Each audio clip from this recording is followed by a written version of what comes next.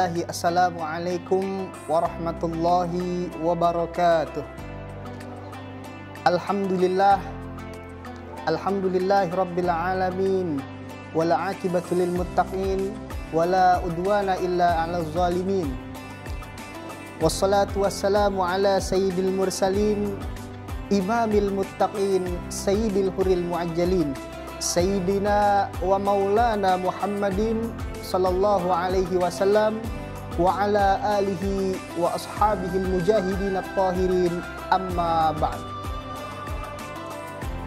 Berbicara tentang syukur, timbul 3 pertanyaan. Yang pertama, kenapa sih kita harus bersyukur? Jawabannya karena Allah telah memberikan kita bermacam-macam nikmat, beribu-ribu nikmat, berjuta-juta nikmat. Kita hitung dari awal kita bangun tidur sampai tidur lagi, bermacam-macam nikmat Allah yang telah diberikan kepada kita.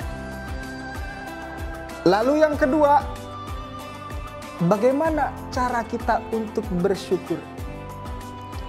Menurut Syekh Muhammad bin Shalih Al-Utsmani dalam kitabnya Qaulul Mufid disebutkan ada 3 cara bagaimana cara kita untuk bersyukur kepada Allah Subhanahu wa taala. Yang pertama, syukur dengan hati. Yang dimaksudkan mensyukur dengan hati, semua apa yang kita terima, banyak nikmat Allah, sedikit nikmat Allah, besar nikmat Allah, kecil nikmat Allah, suka tidak suka, mau tidak mau, kita harus tetap mensyukuri. Lalu yang kedua, disebutkan dalam kitabnya syukur dengan lisan. Karena biasanya banyak orang-orang yang tidak mensyukuri apa yang telah Allah berikan. Biarpun kecil sendal hilang, banyak orang yang tidak mensyukurinya. Dikasih makanan sedikit, banyak yang tidak mensyukurinya. Diceritakan ada suatu cerita di Madinah, bahwasanya ada orang miskin. Cerita ini ketika malam Lebaran, malam hari raya, semua orang di Madinah itu berbondong-bondong membawa daging unta, membawa daging kambing, membawa daging sapi. Ada seorang yang miskin ini, dia tidak membawa apa-apa. Dia tidak membawa daging unta, dia tidak membawa daging kambing, dia tidak membawa daging sapi. Ketika sampai di rumahnya, seorang miskin ini disambut oleh istrinya. Selamat malam. Dengan wajah yang keruh, yang tidak bangga karena dia tidak membawa sehelai daging, tidak membawa sebuah daging untuk dimakan pada malam hari raya. Lalu dia bertanya, makan apa kita malam ini? Istrinya menyuguhkan ada sebuah ful. Di Arab itu ful disebutkan bahwasanya ful artinya kacang besar, namun ada kulitnya. Oh, kita makan dengan ful. Dengan nada sedih dan tidak gembira. Akhirnya dia makan kacang itu, dia kupas kulitnya. Dia makan kacang, akhirnya dia lempar. Apa itu kulitnya? Setelah dia makan, akhirnya dia keluar. Karena mungkin dia merasa belum kenyang. Karena dia merasa ambisinya untuk memakan daging itu belum terselesaikan. Dia akhirnya keluar rumah dan melihat ada seorang miskin duduk di samping jendela rumahnya mengambil kulit ful tersebut. Dan ketika ia melihat seorang miskin yang mengambil ful tersebut, seorang miskin yang duduk di samping rumahnya, di samping jendelanya berkata, Alhamdulillah, ya Allah, Allah telah memberikan kita nikmat selagi saya tidak bekerja.